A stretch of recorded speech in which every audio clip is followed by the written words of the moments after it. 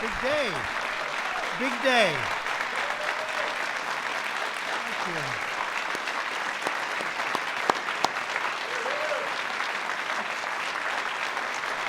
Well, thank you very much, please. Thank you.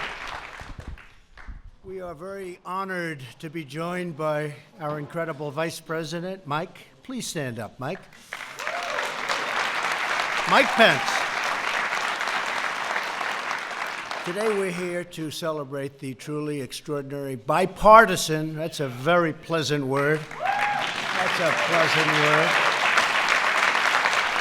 achievement of the First Step Act, very important.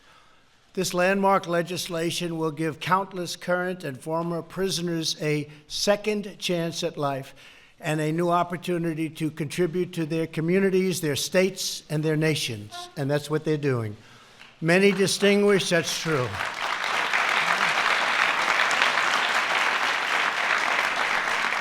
Many distinguished guests are here with us for today's really, this is a ceremony that's something that's very special, and I want to just recognize a few of them. Attorney General William Barr, thank you.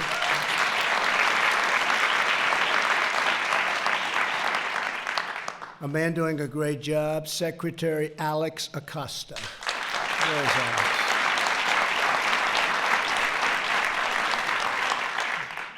Ben Carson, Ben, HUD.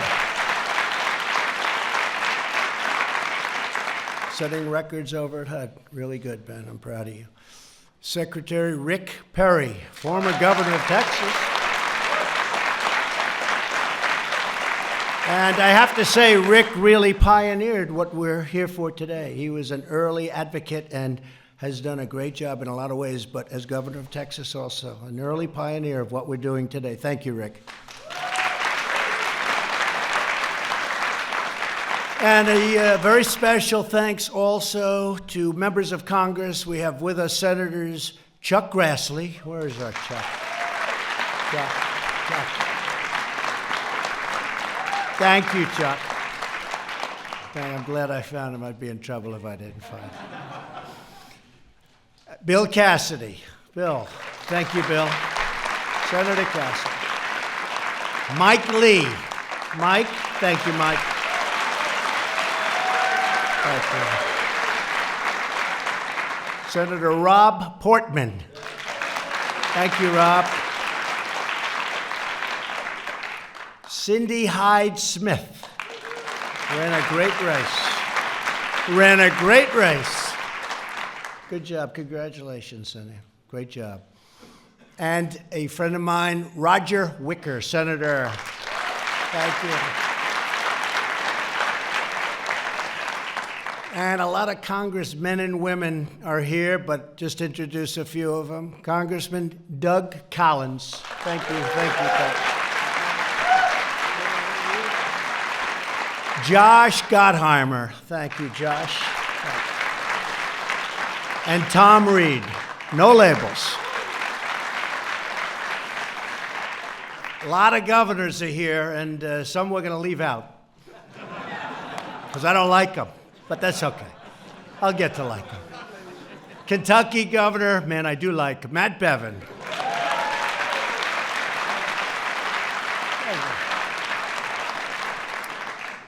An incredible guy, a friend of mine and all of us for a long time, and he's going to be leaving the governorship one day soon, and we're not going to be happy about that at all. Phil Bryant, fantastic governor. He is a fantastic governor, and he built the African American Museum, and it's one of the best jobs I've seen in a long time. A lot of money, but under budget and ahead of schedule, right, Phil? And he was proud of that. You don't see that often in government. North Dakota Governor Doug Burgum. Doug? Thank you, Doug. And Mrs. Burgum, thank you very much. And Texas Attorney General Ken Paxton. Thanks, Ken.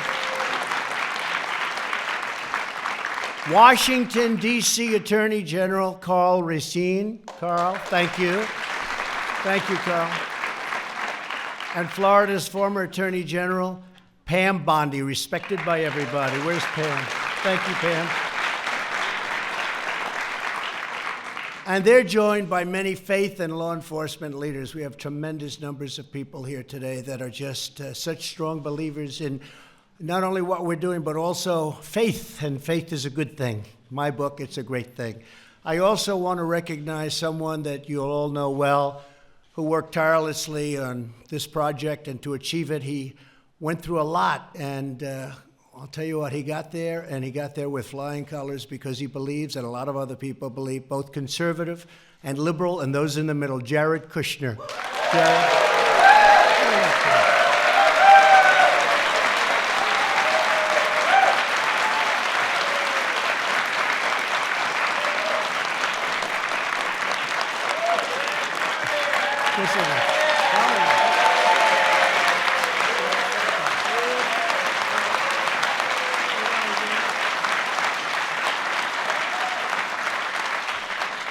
And he did not want me to do that because I saw this beautiful line, and he didn't want it, but other people did. They insisted that I do it, and it was real easy. But, you know, Jared had a very easy life.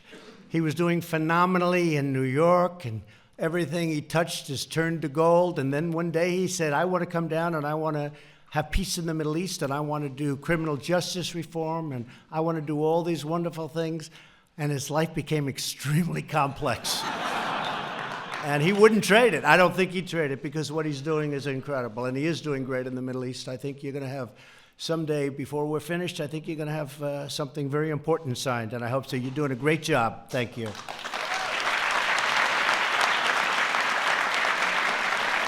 So many people said, in fact, I guess we could say, almost all people said, that criminal justice reform would never pass.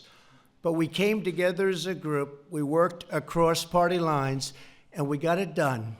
And it's an incredible thing when you see some of the people here, so conservative, and then some so liberal.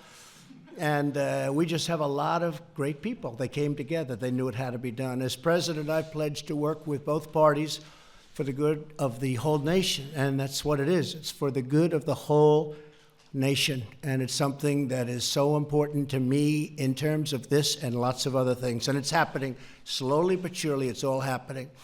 The more I met and spoke with those involved in our criminal justice system, the more clear it became that unfair sentencing rules were contributing to the cycle of poverty and crime like really nothing else before. It was time to fix this broken system, and it's a system of the past, and to improve the lives of so many people.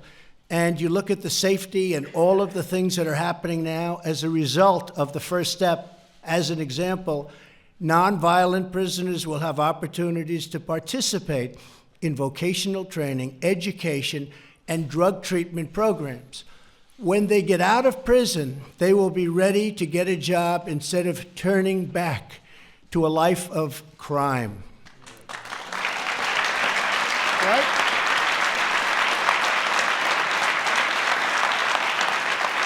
And I'm thrilled to report that since I signed the First Step Act, more than 16,000 inmates have already enrolled in drug treatment programs.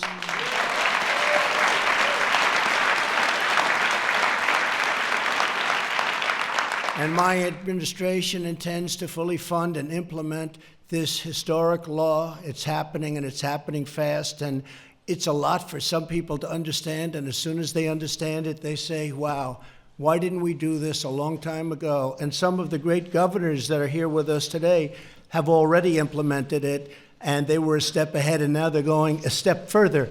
And I want to just congratulate them. And these are states that I won't name because I don't know if I should be naming them, but these are states that you wouldn't think necessarily would be at the forefront of criminal justice reform. You understand that. Thank you. The First Step Act serves as a model for criminal justice reform as the state level and all over the state level, all over every aspect of what we do, and throughout many states that are following our lead and already moving similar legislation forward. Many of them are, including Arizona, Florida, Illinois, Missouri, and Mississippi. The First Step Act also ensures that those in prison are placed closer to their families and home communities so they can have that communication that they need, greatly easing their return to society. It's really important. Really important. And finally, the law rolls back provisions of the 1994 Clinton crime law that was so devastating to so many and that disproportionately impacted the African American community. Nobody believes how much, and now they understand it. In less than 4 months, more than 500 people with unfair sentences have been released from prison and are free to begin a new life.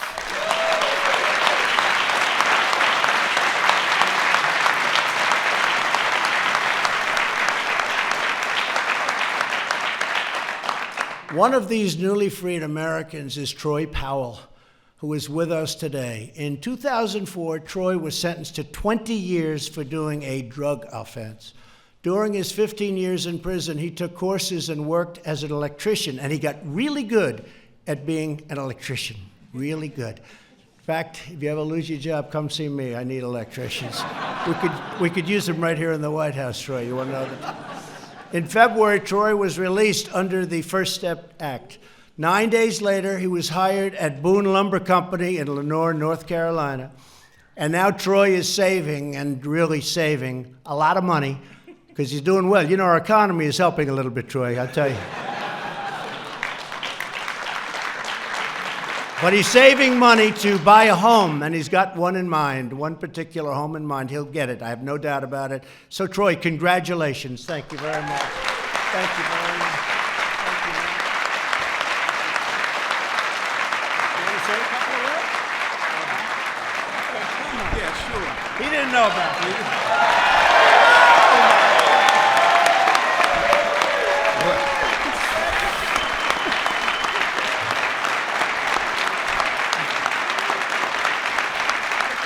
Man, this is crazy.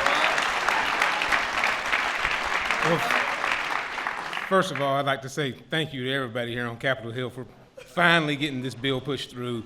I mean, I know there was a lot of work involved in it, and I would like to say thank you to the organizations that got me here, like Cut 50 and Amy Can Do. Them people, I mean, they've done so much for me. It's unbelievable how much they've done for me. I never thought this bill would pass, and coming home and finding places like Boone Lumber Company that took a chance on me right out the door. I mean, no problem. Come on to work, you know. I can't thank everybody enough for that, but more than just thanking everybody for these things, there's more that can be done. I left so many people behind in prison doing 40 and 50 years for nothing. I mean, absolutely nothing. I mean, should I have went to prison? Absolutely. I committed a crime, but for 20 years, for the small things that I done, I should have definitely went to prison. And I don't know what to say. I think there should be a second step. That's what I say. I think there should be a second step.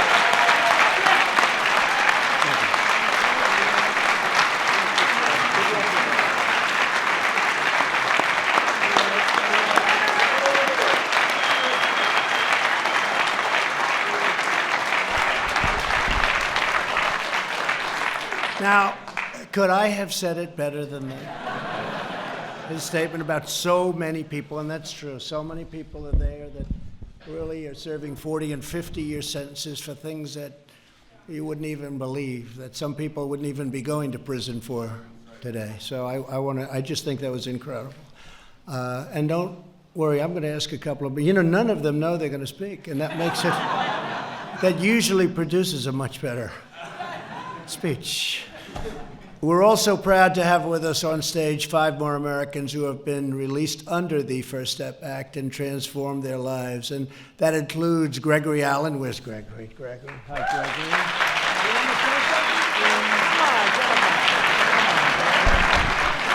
Gregory. Mine is real short. 2 months ago, I was in a prison cell, and I'm in the White House. Let's continue to make America great again.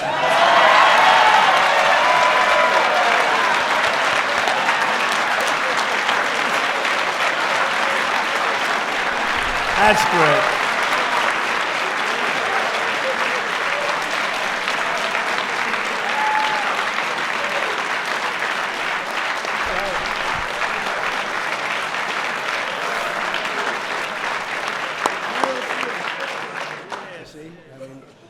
And you know what? The people of our country feel the same way as Absolutely. They do. They feel it. Yvonne Fountain. Yvonne? Yvonne, thank you very much. Thank you very much, Yvonne. Oh, she wants to come up? Come up, Yvonne. She wants to come up. Come on, Yvonne. Thank you so much. God bless you. I love Thank you. I just want to say I am so grateful. First, I want to thank God because God got me through a lot in prison. Yes, I went to prison. I did my time. I was good the whole time. I worked. I stayed out of trouble. I programmed. I did what I need to do. When y'all passed this, I could have fell through the floor. Because I had been waiting for years and years for them to pass that mandatory minimum. That's a hard thing. But I'm grateful. I thank everybody who put their hands in it, all the hard work. And I really thank you for signing that bill. So when you signed it, I could have went through the floor. Thank you so much.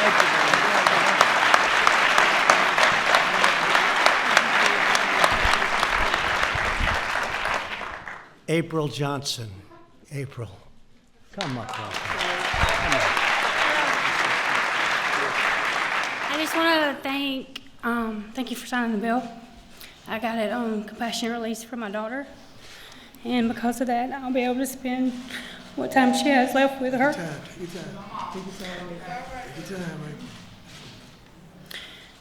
She was diagnosed with ovarian cancer in September, and they have since gave her a grave prognosis. And because of the bill and the First Step Act, I'll be able to spend the rest of her time with her. And I thank you. Thank you, sweetheart. You take care. Say whatever you're doing, okay? Say whatever you're doing.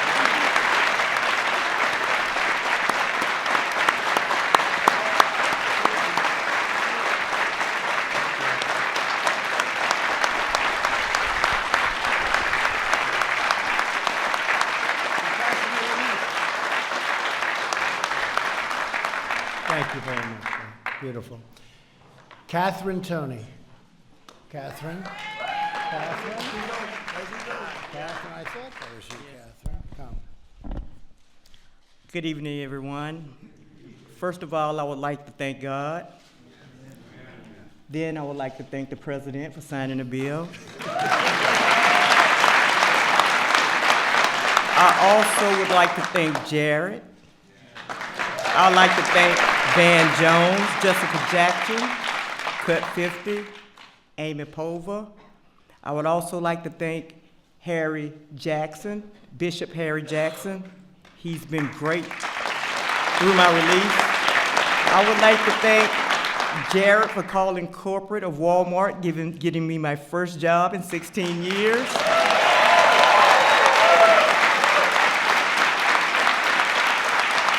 I would also like to thank Becky, which is here. Ms. Becky, could you please stand up, Becky Settler? She has worked with me since I've left the White House the first time, getting me this job at Walmart, which Jared reached out to them. And I just want to thank everybody, both parties. And what I have to say is, I feel as if the First Step Act need to be fully implemented, and it needs to be fully funded in order to make this step work. It's so many people that we left behind that needs the same opportunity that we on this stage have. And if they had the full funding that this step need, it would be many of us on this stage. So I just want to thank everyone, and God bless you all.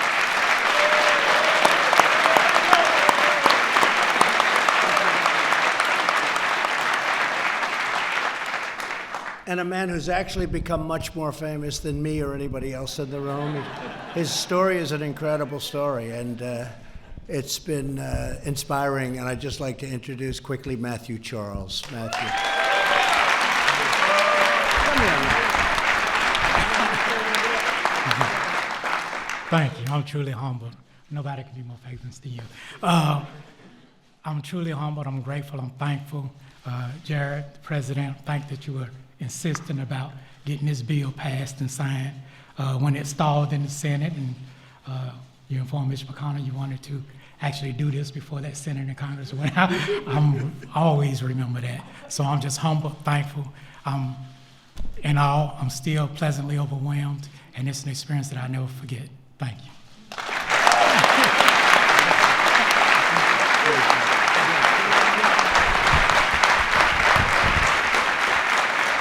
And I want to thank you all, and a woman who I think is a terrific woman and spokesman, and I've watched her, and we helped her a little bit. She was in jail for a long time, and she had a long time to go. And I'd like to say, is Alice here? Where's Alice?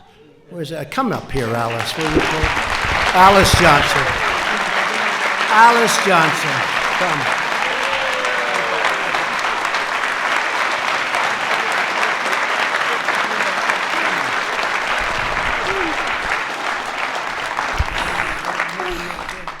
Thank you so much.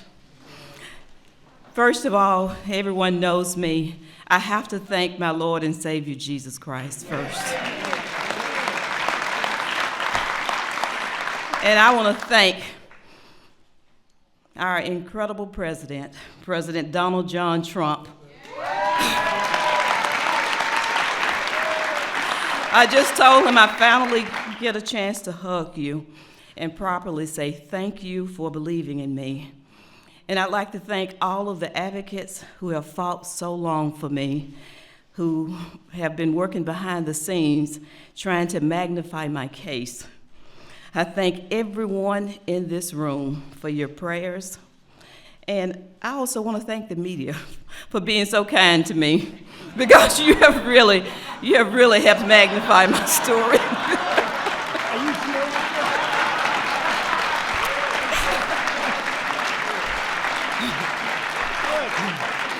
But thank you. I'm an example of a woman who has been given a second chance in life. There are so many others who deserve that same second chance. And so I'm grateful for platforms like this, for events like this today, that magnifies that need.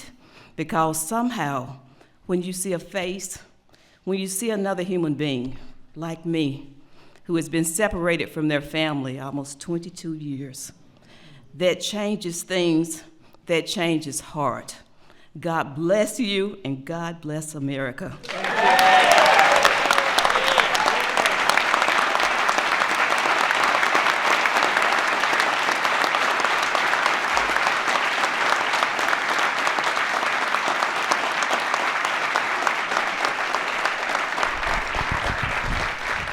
Thank you, Alice. You know, when you said, Alice said, I want to also thank the media, I sort of bent over and said, are you sure? She said, and I do too. I think it's fantastic. That's great.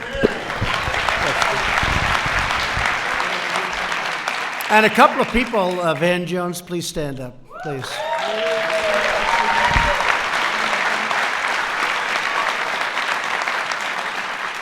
He goes after me on occasion. But you know what? He came together with this one. We all agree this is very, very strong. This is a great bonding, and we appreciate it. You worked very hard on it, along with Ivanka. Please stand up. Ivanka.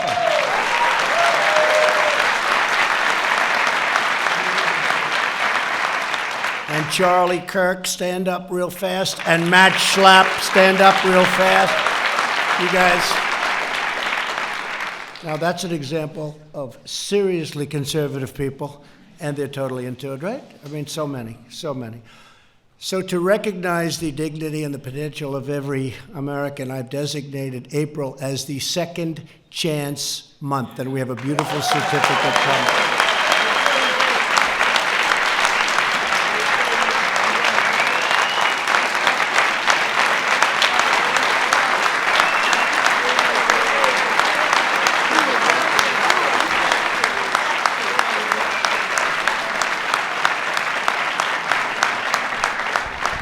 As a result of our incredible economic turnaround, we had a big stock market day today, so that makes it even better, but a big day. There's never been a better time for those who need a second chance and they get a fresh start. It's so incredible to see people coming out of prison. They've done historically, as you know, very, very poorly, oftentimes having to go back because they come out, they can't get a job. Nobody wants to hire them because they were in prison. And because the economy is so strong, they're getting an incredible start, as we say. And it's also maybe even more incredible to see what the people that are doing the hiring are saying. They are in love with what's happening. They're hiring people that are great, and they're letting everyone know it. Everyone know it. Pretty incredible. So the good economy is really giving them a chance, and a second chance, and in some cases, really a third chance. And they're working out, I can't say everybody, but the word is that it's been terrific. It's been just terrific. Employers all over the country are helping out. And Walmart has been a big factor, Ivanka. I know that was through you, and other of the major companies, but also smaller companies. And the results are incredible. They're just really good. And we're very, very happy about that. So congratulations to everybody in the room. Since my election, we've created more than 5.3 million jobs. Unemployment has reached the lowest rate in more than 50 years. Last year, a record 73% of new jobs went to people who were out of the labor force, totally out, and now they're coming off the sidelines and going back to work.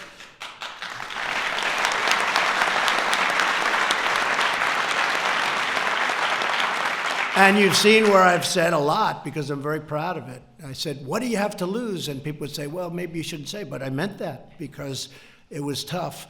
African American unemployment is the lowest level in the history of our country right now.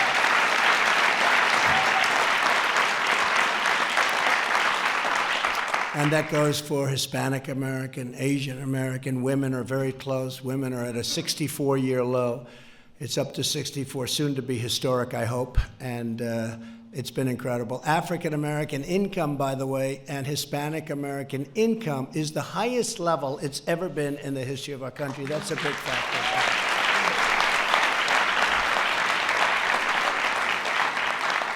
But to take advantage of everything, those with criminal records still face many barriers toward gainful employment.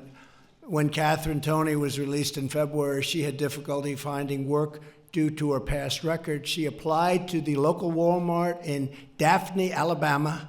As part of our pledge to America's workers, Walmart is looking to change its hiring practice. It has already started very strongly and is hiring a lot of great people, and some are getting a second chance and some are getting a little bit more than that. And I want to thank Walmart, and I really want to thank some of the big companies of our country.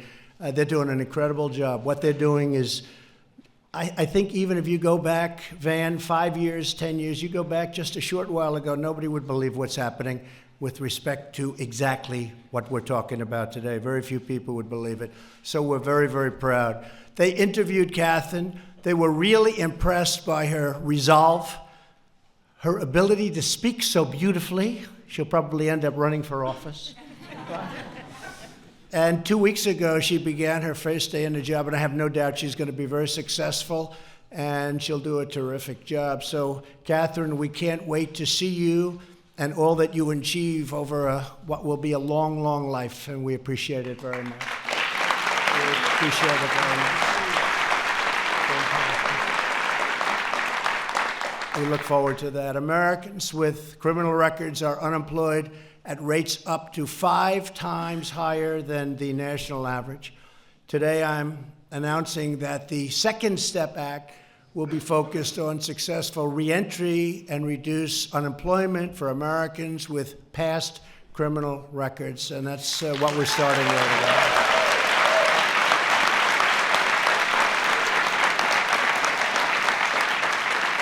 And I'm very proud to say that we're leading the way, but a lot of states are now following us. They're liking it, they're following us. And believe it or not, it's great for our people, it's great for the people that it so deeply affects, but you know, it's also great for the economy.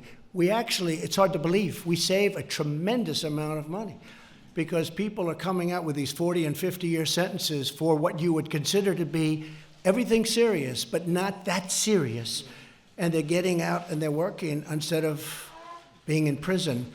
and we're saving hundreds and hundreds of millions of dollars and doing good at the same time. So that's sort of a rare occurrence.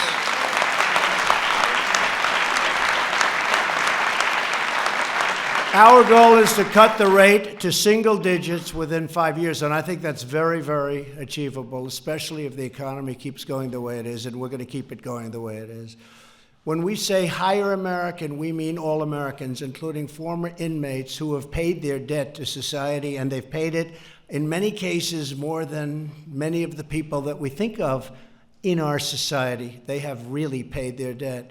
Our bond with our fellow citizens is what stitches us together as one united nation, sharing one common destiny.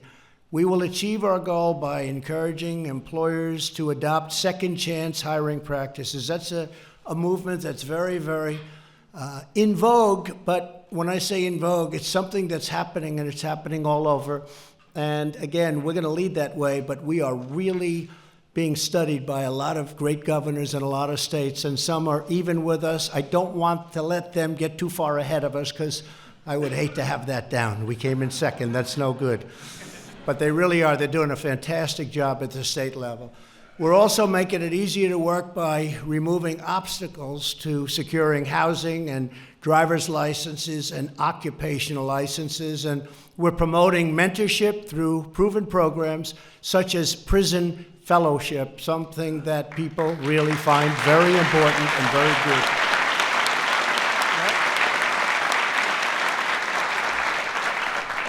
My administration is also supporting funding for reentry programs, including $88 million for Second Chance Act. You know that.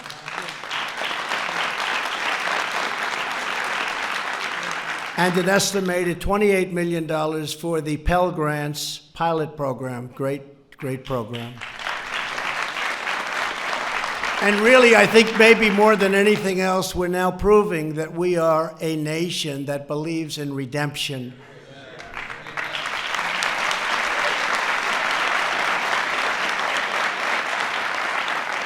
And to remind us what is possible, we're joined by a couple of people. First of all, is Pastor Scott here? Darrell Scott. Where's Pastor? Is he here someplace? He's worked so hard. I wanted to point him out. Darrell, thank you very much. Thank you, Darrell. Darrell Scott, thank you. Worked so hard. Every time I see him on television, I say, I don't want to go against that guy. He's a tough pastor, a good friend. And also a man who has served time in federal prison, but today he's with us, and he's now a professor of law at a place called Georgetown University, and one of his students happens to be my daughter, Tiffany. So Sean, hey, could I ask Sean to come up, please? Where is Sean? Are you here? Where is Sean? Sean, come up.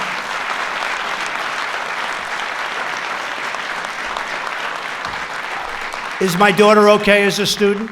She is. She better be. It's fun to get to come back here. The one thing I realized when we worked on First Step was I got to meet a lot of really cool people, and we worked on this together, and I have become friends with so many of you. It's astonishing to me that so many people want to come work and help people that are in prison. Because when you're in prison, it feels very lonely, and there's not a lot of hope. And now there is more hope in the federal system than there ever has been at any point since I have been watching. And that's because of the work that everybody in this room has done. Thank you for helping people like me. Thank you for giving second chances.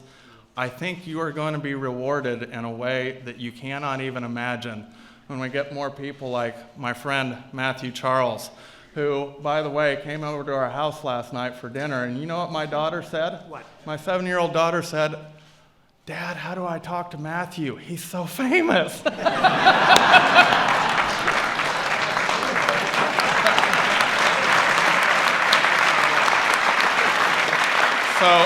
So thank you, Mr. President, for your leadership on this. You have gotten things done that has taken decades of work from a lot of people in this room, and to see the fruits of your labor, it's just amazing to watch. Thank you, sir. Keep up the work.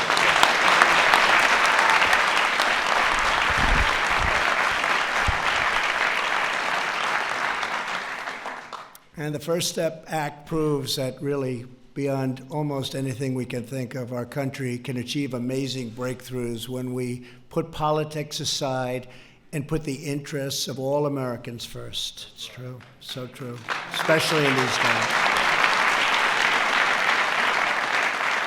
If we work together for the common good, we can forge a future of even greater safety, opportunity, dignity, and freedom for the families across this incredible nation of ours.